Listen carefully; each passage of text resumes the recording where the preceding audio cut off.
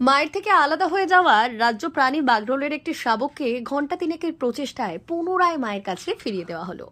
জানা গেছে, বৃহস্পতিবার বাগনানের হাটুরিয়া ২ নম্বর গ্রাম পঞ্চায়েতের নপাড়ায় স্থানীয় যুবক লক্ষ্য করেন রাস্তা পারাপারের আগে একটি বাগরোল শাবক মায়ের থেকে আলাদা হয়ে একটি দোকানের কাছে চলে আসে।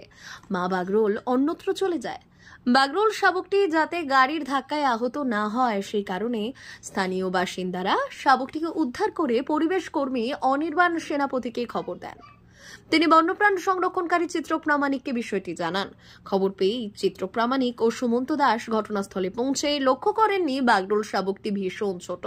এরপর বন বিভাগের রেঞ্জ অফিসার রাজেশ মুখার্জির পরামর্শ মতো এরপর চিত্রক সুমন্ত স্থানীয় বাসিন্দাদের সঙ্গে নিয়ে রাতেই এলাকা পর্যবেক্ষণ করেন এবং 1 ঘন্টার মধ্যে মা বাগরোলকে দেখতে পেয়ে বাগরোল শাবকটিকে মায়ের কাছে ফিরিয়ে দেওয়ার ব্যবস্থা করেন এবং কয়েক ঘন্টা অপেক্ষার পর সফলভাবে বাগরোল শাবকটিকে মায়ের কাছে ফিরিয়ে দেওয়া সম্ভব হয়। আচ্ছা, আমরা এখন আছি হাটুরিয়া ২ নম্বর গ্রাম পঞ্চায়েতের অন্তর্গত বাগনান ১ নম্বর ব্লক, তার এই নারকেলডাঙ্গা মোড়ে। তো এখানে আজকে সন্ধ্যাবেলা আমাদের মোজামুদ্দিন খান দাদা দেখতে পান যে একটি বাগরোল শাবক তার মায়ের থেকে আলাদা হয়ে গেছেন। তো উনি সঙ্গে সঙ্গে এই বাচ্চাটিকে, যাতে না রোডে অ্যাক্সিডেন্ট হয়ে যায়, তো বাচ্চাটিকে উনি নিজের কাছে রাখেন এবং এখান থেকে ফিরোজ খান দাদা যোগাযোগ করেন পরিবেশ কর্মী অনির্বাণ সেনাপতির কাছে। অনির্বাণ সেনাপতির থেকে খবর পেয়ে আমিও সুমন্ত আমরা এসেছি এবং এই শাবকটিকে আমরা উদ্ধার করেছি। তো একে আমরা ওর মায়ের কাছেই ফিরিয়ে দেওয়ার চেষ্টা করব।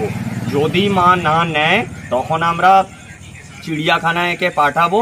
ধন্যবাদ জানাই মোজামুদ্দিন দা, ফিরোজ দা ও অনির্বাণ দাকে যে তারা সচেতন নাগরিক হওয়ার পরিচয় দিয়েছে। এই বাগরোল হলো আমাদের পশ্চিমবঙ্গের রাজ্য প্রাণী। এরা নিরীহ মেছো বিড়াল, এরা প্রচুর সাপ ইঁদুর খেয়ে আমাদের উপকার করে, তাই এদেরকে কিন্তু আমাদের বাঁচতে দিতে হবে। ধন্যবাদ জানাই এলাকার সকলকে যে বাচ্চাটি যাতে অ্যাক্সিডেন্ট না হয়ে যায় সেই জন্য এনারা সচেতন নাগরিক হওয়ার পরিচয় দিয়েছে।